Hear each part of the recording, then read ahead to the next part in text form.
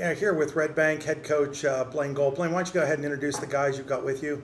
Yeah, from left to right, I've got wide receiver DB Tate Minnick. Tate was a first team All-State selection at slot last year. I have defensive tackle and offensive tackle Carson Roop. Carson was a selection to the Leader Times All-Star team. I have Cam Wagner, he's our quarterback, he's going to be a senior, and Aiden Nortz, who is a slot / safety for us. All of them are seniors. Guys, let's start with this. How do you put last year behind you? Obviously, best season in Redbank Valley history, state runners up, but it's a new year. How do you turn the page? I think that I'm going to let these guys, because honestly, I feel like these guys sitting here, they should want to turn the page because it's their turn. And I know myself as a coach, all of that, everything that came along with that was fun and it was memorable and it's stuff that we're going to remember for the rest of our life. But I think really kind of when we got to March or April, I had said to these guys, it's time, we got to move on. Like it's in the past, it's time to move on. And these guys now have to write their own story because obviously that run will always be associated with the senior group of guys, even though all of these guys here were major contributors to that team in some one way or another. It's their turn, so if you ask these guys, I imagine, or I would hope their mindset would be the same on that. Tate? This has always been a special group, even coming up from youth. I mean, we've won 2 Super Bowls together. We've been together our whole life. I mean, we've been playing football together for pretty much a decade now. So we're really excited to close the book from last year and focus on this season. Who's the one guy, guys, that we're not talking about right now, but come October, we're going to all be talking about on your team?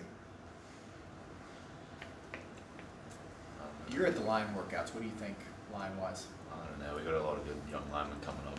I think Christian Klinger is one lineman that should get a lot more credit, and we're going to look forward to in October. Guys, what do you like about playing for Coach Gold? Well, one thing is the intensity that he always has. He's always amped up for practice, amped up for games. So I feel like that motivates us when it comes to Friday nights and every day at practice. He's just always outgoing, loves to be there. So I feel like his energy sprinkles off onto us. Yeah, just to put with the intensity, he always gets us hyped up and it's never a down moment. Even if we get down, he still tries to keep us up and keep our heads high so we don't lose any momentum. What do you guys, there's a new schedule this year and kind of the divisions have changed a little bit. What are you looking most forward to?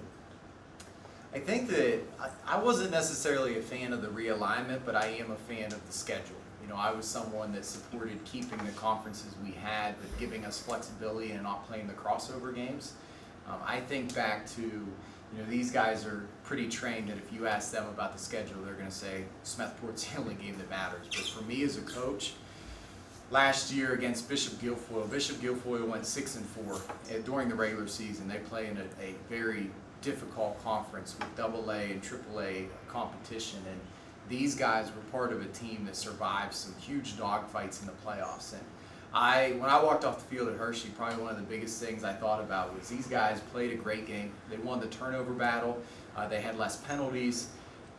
Bishop Guilfoyle just threw one more haymaker. And so part of me thought as I walked off that field, we got to get ourselves in games where we're throwing haymakers. And it's no disrespect to anybody else that we play, but a lot of these guys played in games last year and a lot of them were done at halftime. And I think that that's essentially one edge that Bishop Guilfoyle had on us last year. They had a group of guys that had basically for 15 weeks they had to throw haymakers. And I think that for us, the last 4 games going into the state championship game, we had to throw haymakers. But I believe, and I've talked to these guys, that it's possible that we could go a 7-3 or a 6-4 and possibly be better prepared for the postseason than we were last year at 9-1. When you look at the season, everybody's going to say health is key, but once we get beyond staying healthy, what is the key for you guys to reach your goals? Let you guys go first and I'll finish that. I said a while ago I'd like to focus more on film this year. If we can know what our opponent's going to do almost 50 to even higher than that % of the time, I think it's really going to be an advantage for us. I feel like I agree with Tate, or film and like having the mental edge and just doing a lot of mental stuff, preparing for teams. I think if we have a more strict practice, keep our heads straight at practice, no messing around, that way we're more conditioned and just mentally ready than any other team. This senior class is 8-3 in the postseason, so essentially they're entering their 5th football season, if you count those 11 postseason games. And so when you look at that, we've talked about what's the advantage that we have. If we match up against a team that's, possibly has us outgunned in certain areas, the fact that they're entering their, if it wouldn't have been for COVID, they'd be entering game 60 of their high school career at this point. So the fact that they're 8-3, the fact that our juniors are 7-2, the fact that these guys are entering their 4th and 5th high school football seasons, the mental edge, the mental strength, undoubtedly, that has to be something that, whether we fall behind 14-0 like we did in the playoffs last year, or whether we have to go on a game-winning drive, that has to be our edge on everybody that we play. You have the football helmet there, 100th year of Redbank, New Bethlehem High School football.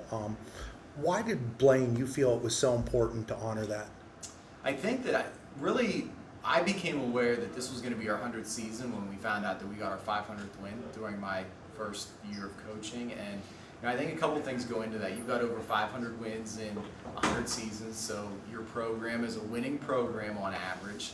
And when you look at that, especially for a small rural school like us, the fact that we've been playing football for 100 consecutive years, that we've had the numbers, that we've had the effort there, and that we've done it at a high level. And the fact that we've been able to do those things and have success, I think it's something that we really want to hang our hat on. And we've talked a lot about when these guys have been here, we always want to honor our past, and we want to we want to try to keep building on those things. And so I think anything that you get to, that you reach the point of 100 years, that's special. And so the fact that our community's had 100 years of high school football and has had that at a high level, I think it's pretty unique. Thanks, gentlemen. Good luck this year. Thank you. Thank you.